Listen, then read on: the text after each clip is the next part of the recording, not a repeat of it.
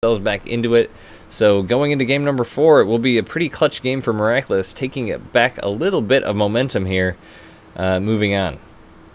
That's right. They are trying to claw their way back in, going down 2-0, as you said.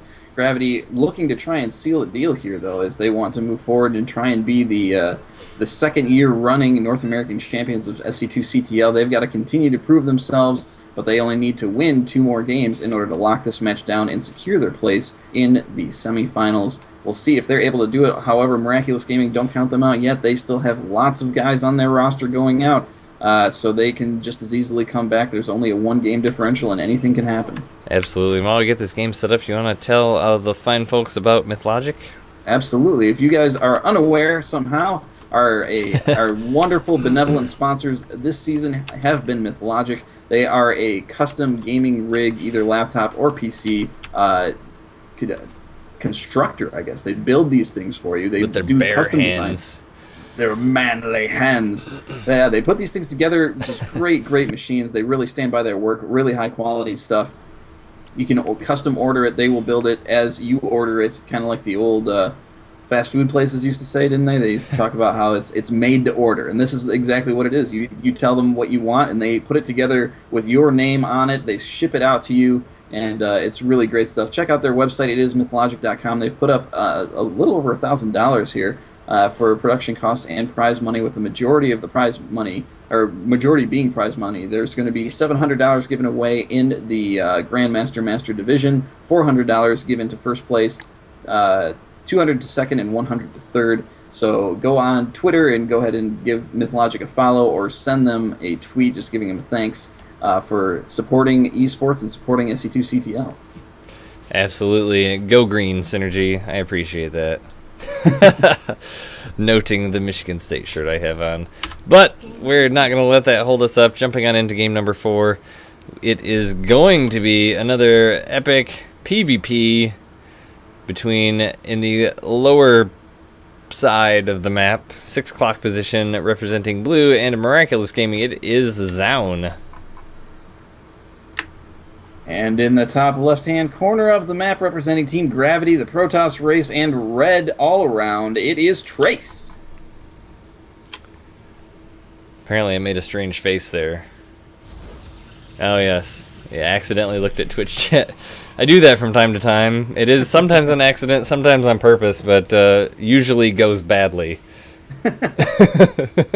There's always facial reactions to what's read there. Not to say that the chat's always bad. Like, there's often very good chat. I really appreciate the viewers and the discourse that goes on in the chat, so keep that up. We appreciate you guys being here tonight. Actually, to be quite honest, I think the SC2CTL chat is one of the best Twitch chats around. Definitely watching a lot of these streams, there's a lot of goofy people out there that ruin chats, but our chat has not been ruined once this year, and we really appreciate that. It's good to interact with people. And, you know, this is the community team league, so we like to be involved with the community a little bit and hear what you have to say and talk to you guys a little bit too, as is possible. And, you know, it also helps us to connect with you guys too, so if you would be so kind as to go out to Twitter, I am WingNetSC, and with me is Galligation. You can find us out there if you search for our names as such, WingNetSC and Galligation. Give us a like or follow as you choose, and you will be kept up with the doings of us with SC2CTL and other things we may or may not be doing outside of that as SC2CTL. You will get all that information. Once again, you know, I glance at the chat every once in a while as well. It looks like Troy is very adamant about trying to get people to raise dongers, so doesn't look like it's going over too well. Oh well, at any rate, in the back nothing too interesting going on here. It is a PvP, and they're doing the same exact thing. Wow, it's not. It's like I mean, has this ever happened before? This is no, Galligation. Right? Every PvP we cast, they never do the same exact thing up until the 10-minute point. never, ever. So yeah, those cybernetic scores going down. The gas is doing the well. It looks like Trace actually only has 2 mining workers in one of his gases. Zaun Galligation, he's going to have a huge supply lead over Trace because his pylon is way faster than Trace's. Oh my gosh, that supply lead, 34 to 23. Zaun just won this game, Galligation. He got a pylon out faster. Trace did fix that little worker problem. He does have 3 back in that gas, so he is back up to mining. And it looks like Stalkers are coming out, and Twilight Council coming out here for Zound. So Trey's going to choose that Stalker, and Zound chooses chooses to spend that money on the Twilight Council. Do we see DTs or Blink Allegation?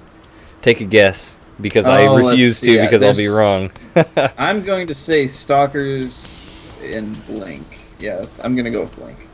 Yeah, you would. Because it's DTs! Yes! Oh, finally, I get to be the one that says, haha, you got it wrong. That's okay. It doesn't matter. Whatever we predict, it's going to be wrong, because that's just the way it goes. But we do get to see DTs, and there is a Twilight Council coming down for Trace as well. So do we dare take a prediction on that? I mean, he has been producing Stalkers a little bit longer and is hurrying to get those Stalkers. So I'm guessing that we're going to see Blink out of Trace with DTs out of Zound, which is going to be a little bit scary here, as there is a proxy pylon for Zound here near the base of Trace. It's kind of a tongue twister there. Yeah, and I mean, Trace isn't going to have any protection. It doesn't look like there's just really nothing. Trace putting a proxy pylon down at the location that Zound is not at.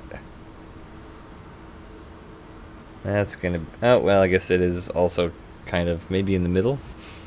Anyways, it's close-ish to the base here, I guess. Warp Gate being chrono boosted out. Blink is coming out for Trace as well.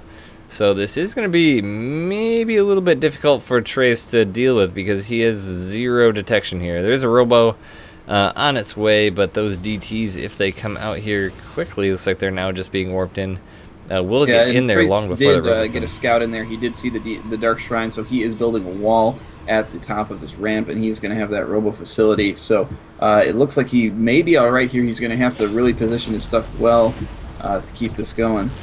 Well, it looks like he doesn't see those DTs, so he goes ahead and cancels those pylons, and he does have a sentry there. Yeah, he's just going to plug it with his own units. Yeah, that's a lot of unit sacrifice here, because that Robo just finished, and he hasn't even started his observer yet. He's just sacrificing these Stalkers right and left. Whiffed that force field there a little bit. Surrounding probes, unite, surround the Robo. Yeah, that was a really late observer, and I kind of see what Trace was trying to do by canceling those pylons, but I don't think it was the right move, seeing what happened there. And oh man, this is going to be a nail biter. Is it going to come out? No, it is not. GG. Well, that was really tough. I feel like canceling those. I feel like, but I really do feel it. I feel it inside. I feel like canceling those pylons was a huge mistake.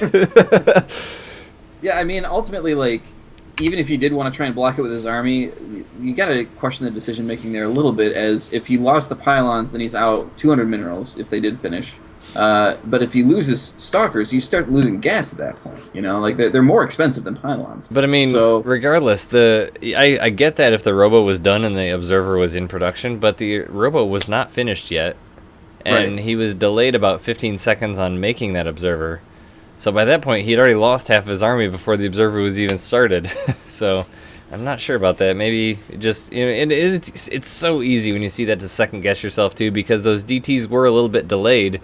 They kind of parked themselves out at the natural expansion a little bit and didn't come in right away. So he's like, okay, well, I don't really want to waste a ton of minerals and block myself in here if he's just sort of maybe going to make one DT or feign DTs, because I've got a sentry, and then, oops, accidentally whiffed that force field and canceled my pylon, so GG. Yep, that is how it went down for sure.